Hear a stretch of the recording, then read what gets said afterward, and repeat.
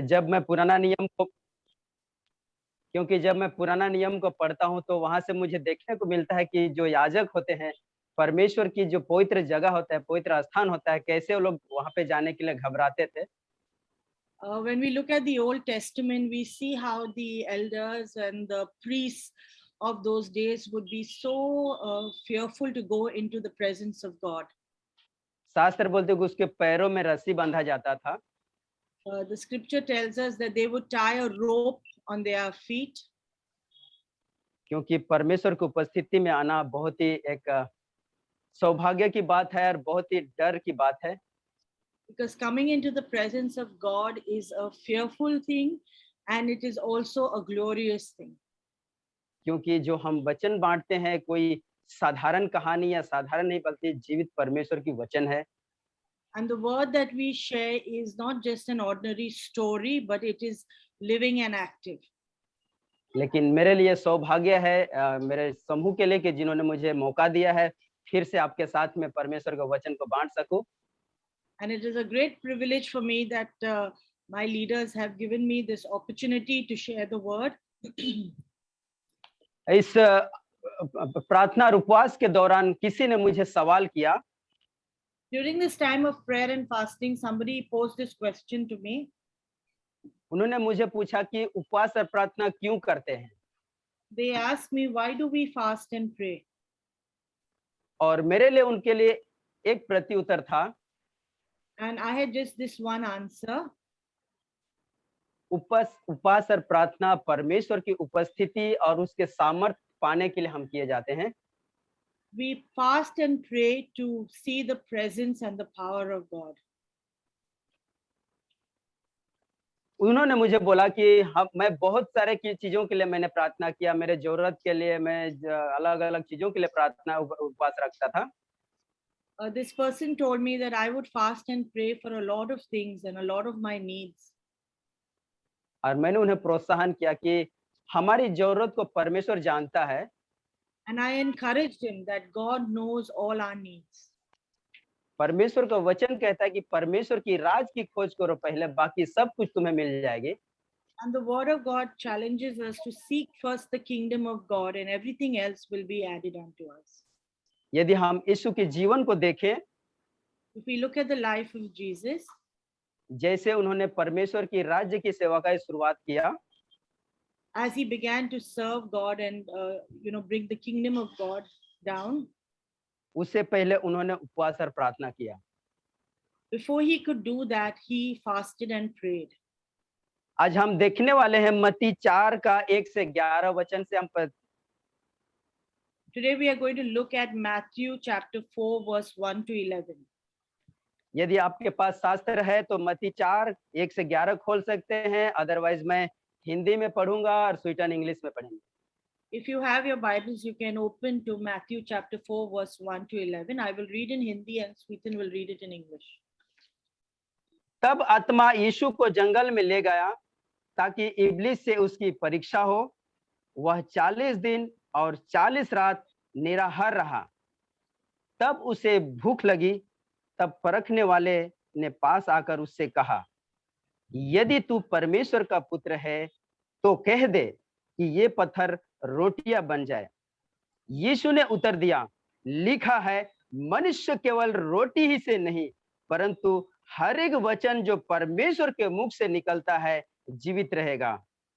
तब इब्लिस उसे पवित्र नगर में ले गया और मंदिर के कंगूरे पर खड़ा किया और उससे कहा, यदि तू परमेश्वर का पुत्र है तो अपने आप को नीचे गिरा दे, क्योंकि लिखा है, वह तेरे विषय में अपने स्वर्गदूतों को आज्ञा देगा और वे तुझे हाथों हाथ उठा लेंगे, कहीं ऐसा ना हो कि तेरे पांव में पत्थर से ठेस लगे। यीशु ने उससे कहा, यह भी लिखा है, तू प्रभु अपने परमेश्वर की परीक्षा ना कर। फिर इब्लिस उसे एक बहुत ऊंचे पहाड़ पर ले गया और सारे जगत का राज्य और वैभव दिखाकर उसे कहा, यदि तू गिरकर मुझे प्रणाम करे तो मैं यह सब कुछ तुझे दे दूंगा।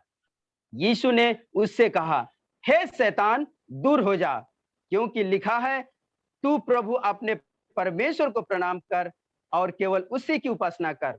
तब शैतान उसके पास से चला गया और देखो, स्वर्गदूत आकर उसकी सेवा करने लगे। Amen. Matthew 4, verse 1 to 11.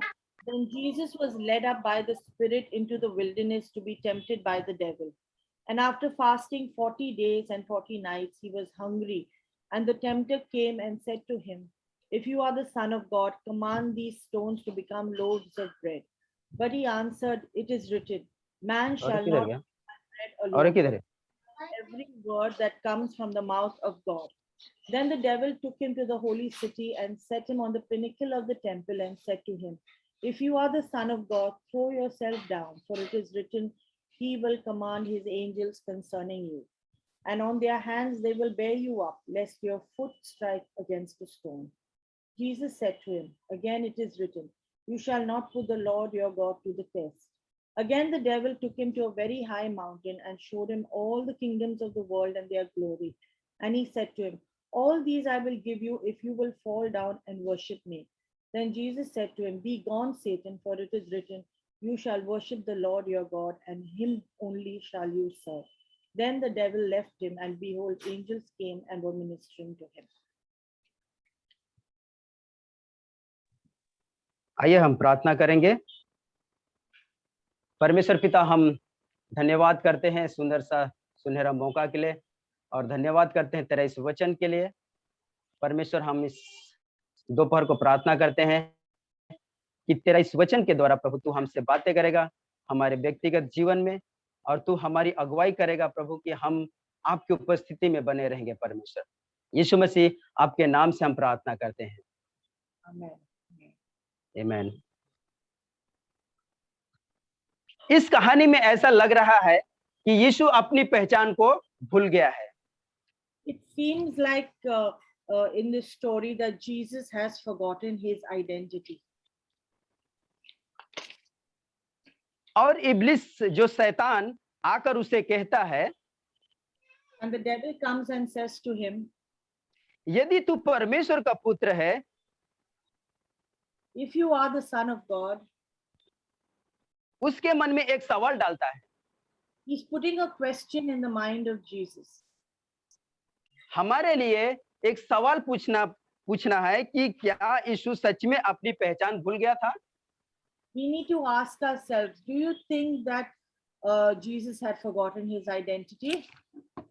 जो उसे बार बार याद दिला रहा है, कह रहा है कि यदि तू परमेश्वर का पुत्र है, that again and again the devil is putting this question before him, if you are the Son of God.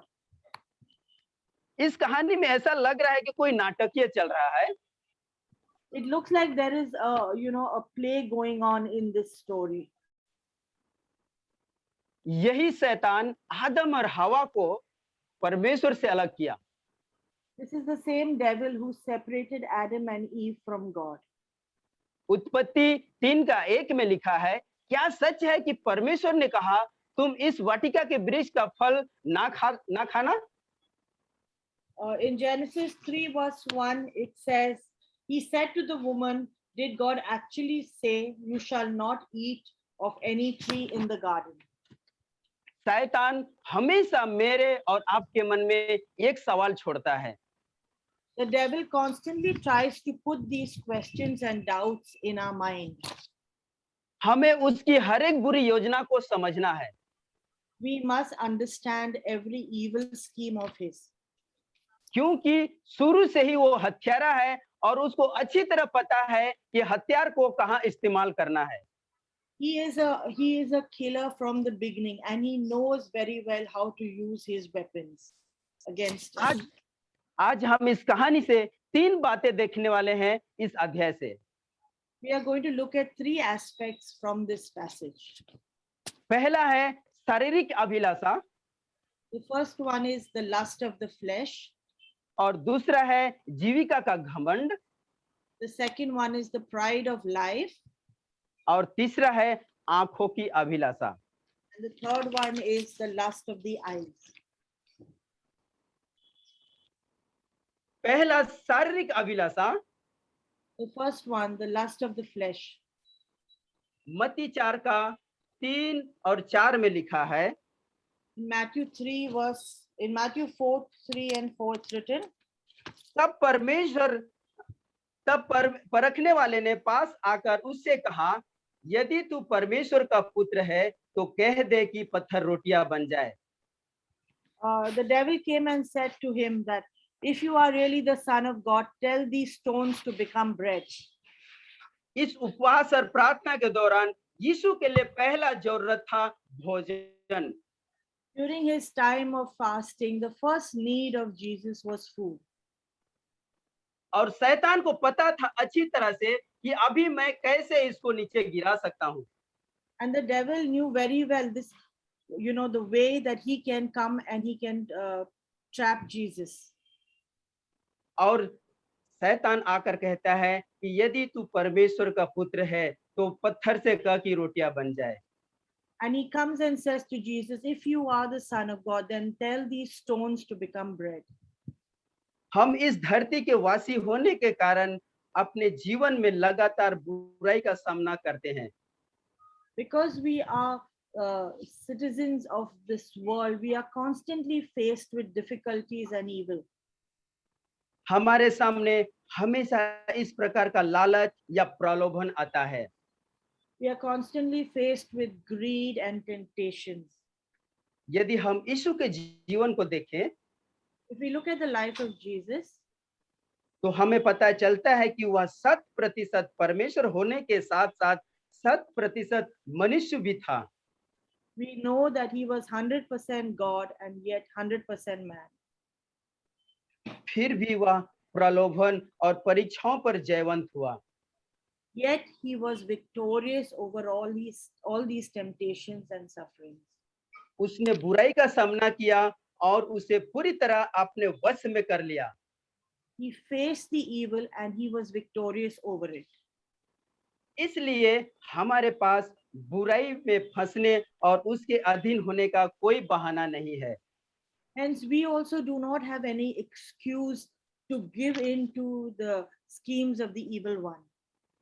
क्योंकि प्रभु ने हमें चुनाव करने का आजादी प्रदान की है। Because Jesus has given us a choice. हम चाहे तो बुराई पर विजय पाने का चुनाव कर सकते हैं। We have the freedom to choose, and if we decide to choose, we can choose not to give in to evil and temptation. बहुत से लोग आज पाप से जल्दी इसलिए गिरते हैं Many people fall into sin very easily these days क्योंकि अपनी शारीरिक अभिलाषा को पूर्ण करना चाहते हैं। because they want to satisfy the lust of the flesh, जैसे शारीरिक संबंध रखना, like falling into adultery or immorality. आज यदि संसार को हम देखें, If we look at the world today, her news में, हर खबर में, in every newspaper or television news, उसके साथ शारीरिक रिश्ता रखा, उसने ऐसा किया, उसके बीवी को भगा के लेके गया, उनके साथ ऐसा गलत व्यवहार किया गया, 9 साल के लड़की के साथ में बलात्कार किया गया। we are constantly hearing stories of rape and molestations and immoral behavior and adultery. और दूसरी बात, हमारे पास पैसा नहीं है, The other thing is very often we do not have money, लेकिन हम सोचते हैं उसके पास गाड़ी बंगला है, and we look at others and we see that they are doing better off than us. तो हम कहते हैं चलो हम भी गाड़ी और बंगला खरीदते हैं। So we think, come on, we will also buy that car or buy that house like them. लेकिन हमारे पास कोई विकल्प नहीं है कि हम उतने कीमती सामान खरीद सकें। Do not have any means to buy all that expensive goods. और हम क्या करते हैं? And what we do? हम कहीं से लोन उठाते हैं We take loan from somewhere और हम गाड़ी खरीदते हैं and we buy that car, और हम बंगला खरीदते हैं we buy that house, और हम पाप में गिर जाते हैं। and we fall into sin. हम ये नहीं सोचते हैं कि 5-6 लाख रुपया हमको चुकता भी करना है। We do not think of how we are going to pay back that loan of 5 or 6 lakhs. क्योंकि हमारे पास ऐसा कुछ नौकरी नहीं, ऐसा कोई साधन नहीं कि हम उस लोन को चुकता कर सके। Because we do not have the job or the means to pay back that kind of money. लेकिन फिर भी हम जानबूझकर अपने पाप में गिरते हैं। But yet we fall into this temptation of wanting more. क्योंकि शैतान को पता है कि आपकी कमजोरी क्या है। Because the devil knows our weaknesses. जब मैं मसीह बना, मैं भरपूर जवानी में मसीहत चुना गया था। When I became a Christian, I was filled with this new life.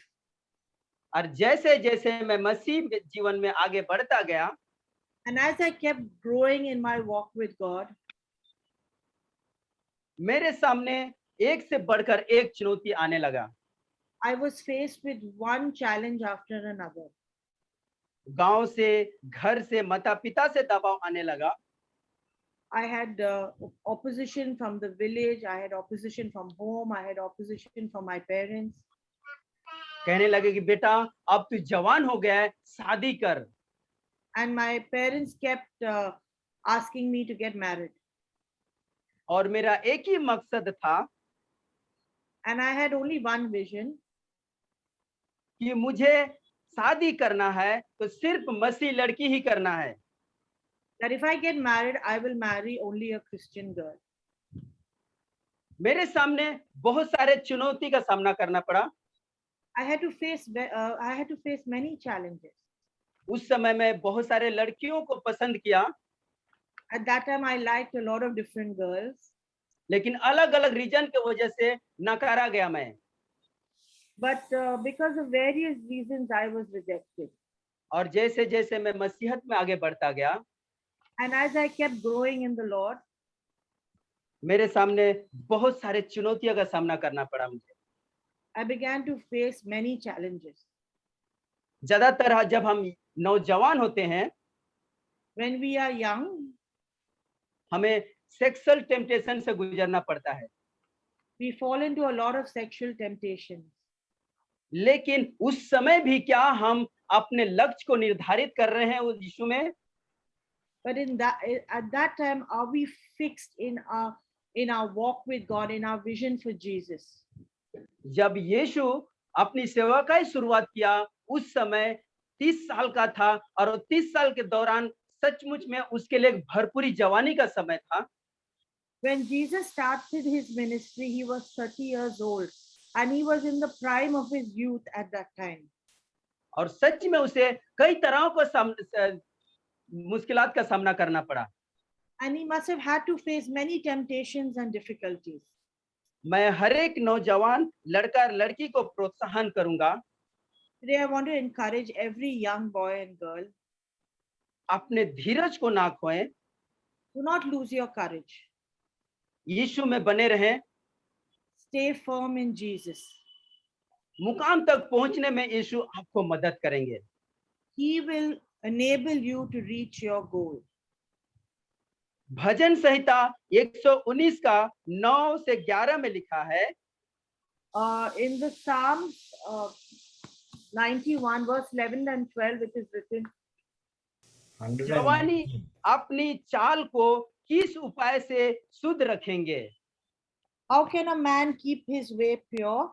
Is that what it says? No. 11वां वचन कहता है, मैंने तेरे वचन को अपने हृदय में रख छोड़ा है कि तेरे विरोध पाप ना करूं।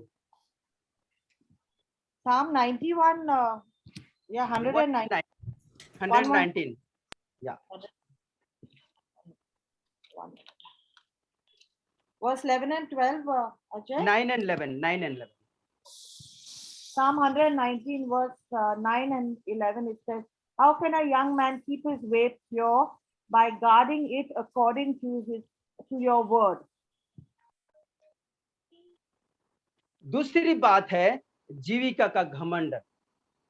The second point is the pride of life. हम अपने अधिकार का दुरुपयोग या सदुपयोग कर सकते हैं।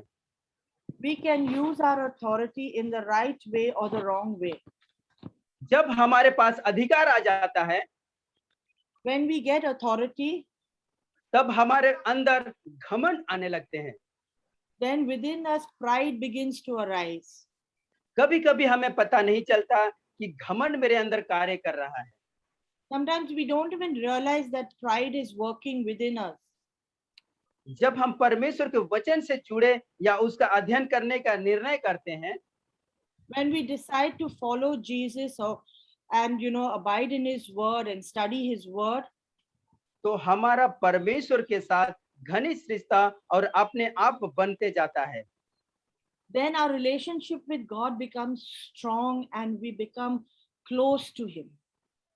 यदि हमारे परमेश्वर का वचन हमारे हृदय और हमारे मुंह में नहीं है, If the word of the Lord is not in our heart and in our mouth, तो हम कभी शत्रु का सामना नहीं कर सकते।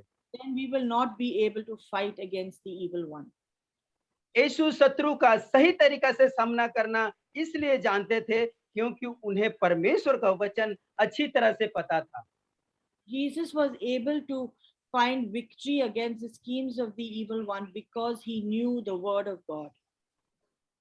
कई बार जब चीजें हमारी मर्जी या हमारी योजना के अनुसार नहीं होती है या कुछ हमारे अपेक्षा से बाहर होता है, तो हमारे भीतर परमेश्वर के विरोध प्रश्न उठने लगते हैं। When things don't go according to how we would have liked it, when we don't get the desires of our heart, then many questions against the Lord begin to take root in our mind. कई बार हम उन बातों से लड़ जाते हैं जिन्हें समझना हमारे लिए मुश्किल होता है। Very often we get defeated because we are not able to understand what is happening. लेकिन कभी-कभी हमारे जीवन में ऐसे भी समय आते हैं, And sometimes in our life we go through a time such as this, जब कुछ समझ में नहीं आता है। when we don't understand what is happening. ऐसे समय में हमें अपने मन में परमेश्वर पर विश्वास और भरोसा करना चाहिए।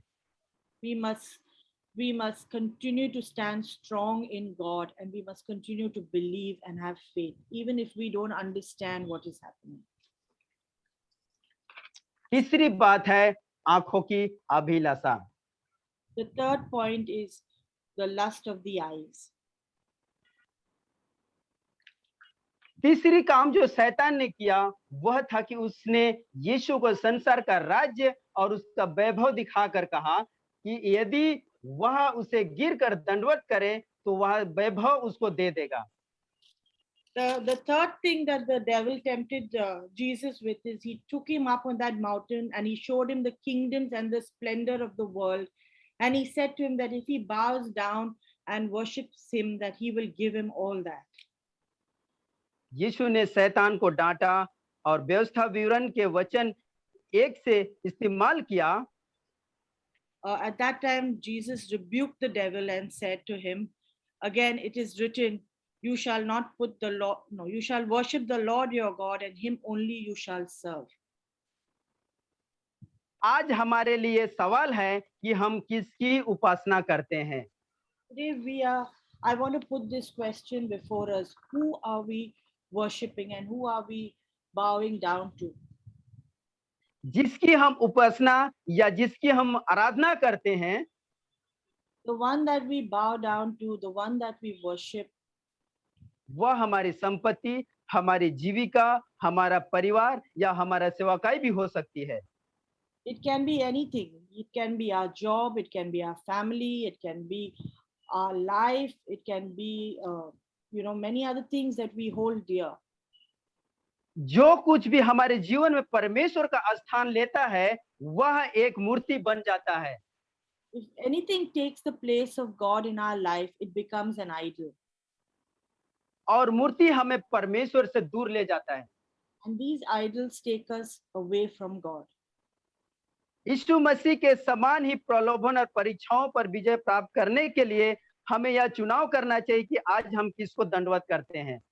If we want to, like Jesus, find victory over these temptations of the flesh or the temptations of the eyes, then we need to abide in him. जैसे मैं मसीह का सेवकाई में पूर्ण रूप से अपने आप को दे दिया, even as I began to give myself fully to the work of the Lord, तब मेरे सामने बहुत सारे ऑफर आए। at that time a lot of offers came up to me. लोग मुझे कहने लगे कि तू मेरे साथ चल, मेरे साथ सेवकाई में चल, मैं तुमको सीनियर पास्टर बनाऊंगा। People told me, you know, come with me, I will make you a senior pastor. और उसी समय हमारा वन नेशन कलीसिया जो पहले ट्री ऑफ लाइफ था, उसके बाद ईस्टव्यू आया, उसी दौरान मुझे ये ऑफर आया था। And this came at a time when Tree of Life was transitioning into becoming One Nation Church. और उस समय मुझे ऑफर आया कि मेरे साथ चल, ताकि मैं तुमको सीनियर पास्टर, तू कितना दिन यहाँ पर प्रशिक्षण लेते रहेगा। And at that time, these offers were coming to me. How long are you going to, you know, be here in this church? Come with me. I will make you a senior pastor. लेकिन मैंने उस चुनाव को नहीं चुना, But I did not choose that way क्योंकि मेरा मकसद जो था अलग था। because my vision was different. और उसी दौरान मुझे बहुत सारे दबाव भी आ रहे थे। And because of that, there was a lot of pressure being put on me. अरे तू कलीसिया में फुल टाइम कर रहा है, तुम्हारा परिवार को तू कैसे पालेगा? People were saying to me, oh, you're working full time for the Lord and the church. How will you support your family? कहीं तू नौकरी कर, अपने परिवार को अच्छा से बेहतर जीवन दे। Why don't you take up a job and give your family a good life? लेकिन मैंने इन सारे प्रलोभन, इन सारे लालचों को नकारा, But I rejected all these temptations क्योंकि मैं जानता हूं कि मेरे लिए परमेश्वर ने बेहतर क्या रखा है। because I know that God has kept something good in store for me. जब हम मत्ती 4 का 11 को देखते हैं, When we look at Matthew 4, verse 11, वहां पे लिखा है, तब शैतान उसके पास से चला गया। it says, then the devil left him. जब हम सामना करते हैं शत्रु का, When we face the enemy, याकूब 4 का 7 में लिखा है, in James 4, verse 7, it says, इसलिए परमेश्वर के अधीन हो जाओ और शैतान का सामना करो, तो वह तुम्हारे पास से भाग निकलेगा। James 4, verse 7, it says, submit yourselves to God, resist the devil, and he will flee from you. प्यारे भाई और बहनों, Beloved brothers and sisters, संसार में हमें आसानी से चीजें प्राप्त हो जाएंगे, in this world we are able to get things very easily sometimes. शैतान हमें सब कुछ पल भर में दिखा देगा। The devil is able to show us all these things in a minute. क्या हमारा लक्ष्य निर्धारित है यीशु में? Will we keep our gaze focused on Jesus? हमें अपने आप से पूछना है। We need to ask ourselves. इस परीक्षा के बाद तुरंत देखते हैं कि उसने अपनी सेवकाई का शुरुआत करता है यीशु ने। We can see that once Jesus was victorious over this, he started his ministry. जब आप यीशु के साथ चलते हैं, When we walk with the Lord, आपके साथ बहुत सारे चुनौतियां आएंगे, we will be faced with many challenges. क्योंकि यीशु ने अपना लक्ष्य को निर्धारित किया था कि उन्हें क्रूस तक पहुंचना है। Because Jesus had set his course before him, he knew that he had to carry that cross. यदि शैतान की बात मान लेता, उसने सारे संसार को दिखा दिया, कहा कि मुझे दंडवत कर, ताकि ये जो संसार है मैं तुम्हें दे दूंगा, तो शायद आज और आप मैं यहाँ नहीं होते। If Jesus had to choose to bow down before the devil, even as the devil showed him the kingdoms of the earth, then you and I would not have been here today. यीशु ने इस संसार का धन दौलत पर अपना लक्ष्य को निर्धारित नहीं किया। Jesus did not put his hope, or he did not focus on the things of this world, the riches of this world. उसने अपना लक्ष्य को निर्धारित किया, उस क्रूस तक अपना जान को कुर्बानी देना। His vision was to give himself up on that cross for us. हमें अपना लक्ष्य को यीशु में निर्धारित करने की जरूरत है। We need to fix our gaze on Jesus. उसे हमारे सामने क्या आज हम अपनी मोह माया जो संसार में है उसे त्यागने के लिए तैयार हैं? Are we willing to sacrifice the desires of the flesh and the things of this world? जैसे इन दिनों में हम उपवास और प्रार्थना से गुजर रहे हैं, As we are fasting and praying in these days, सच में हम उसे खोजें और उसे पूछें let's just seek him and let's ask him. और उसे मांगे कि परमेश्वर तू मेरा करीब आ, तू मेरा लक्ष्य को निर्धारित कर। Let's ask him to come close to us and let us fix our gaze on Jesus. और कहे कि परमेश्वर मेरी इच्छा नहीं परंतु तेरी इच्छा पूरी हो। And let us just come to him and say, Lord, let not my will be done, but let your will be done. यीशु जब उद्गत समय पर परीक्षा पर प्रार्थना कर रहा था, When Jesus was in the Garden of Gethsemane praying, उस समय अपने पिता से बात कर रहा था और उसने उस दर्द को सह रहा था, उस दर्द को देख रहा था कि मैं किस पीड़ाओं से गुजरने वाला हूँ। and as he was praying to his father, he was experiencing the pain that he was going to go through. और कहता है कि पिता हो सके तो ये प्याला मुझसे हट जाए पर मेरी इच्छा नहीं परंतु तेरी इच्छा पूरी हो। And he said to the father, if it's your will, take this cup away from me, but yet let not my will but your will be done. इस उपवास और प्रार्थना के दौरान सचमुच में हम परमेश्वर को खोजे और उसकी उपस्थिति को मांगे और कहे कि प्रभु मेरी लक्ष्य को तू निर्धारित कर। During this time of prayer and fasting, can we come before the Lord? Can we seek him and ask him that he will be our vision, he will be our goal? शास्त्र कहता है जो मुझे खोजते हैं वो मुझे पाते हैं। The Bible says if we seek him, we will find him. क्योंकि मत्ती 7:7 में लिखा, मांगो तो दिया जाएगा, खटखटाओ तो खोला जाएगा, ढूंढो तो तुम पाओगे। In Matthew 7 verse 7 it says, ask and you shall receive, seek and you shall find, knock and the door shall be opened. और सच में हमें परमेश्वर के दरवाजा को खटखटाना है और परमेश्वर से मांगना है और हमें उसकी उपस्थिति को खोजना है। And we must knock on that door and we must seek him and we must ask him for his presence. मैं हर एक को प्रोत्साहन करूंगा, एक कलीसिया होने के नाते हम एक साथ इस प्रार्थना और उपवास में आगे बढ़ें। I want to encourage us as a church that together we will go forward in this time of prayer and fasting and seek him. मैं हर एक को धन्यवाद करना चाहूंगा कि जो हम बुधवार, गुरुवार और शुक्रवार को जो प्रार्थना में मिलते हैं, आप सब अपना पार्टिसिपेट करते हैं। I want to thank all those who are participating in the prayer on Wednesdays, Thursdays and Fridays. आइए सच में हम एक साथ मिलकर परमेश्वर को ढूंढें। Come, let us seek him together. Amen. Thank you so much आपके धीरजवन के लिए। Thank you so much for your patience. Thank Amen. you. Thank you. Thank you, Ajay. That was wonderful. Excellent.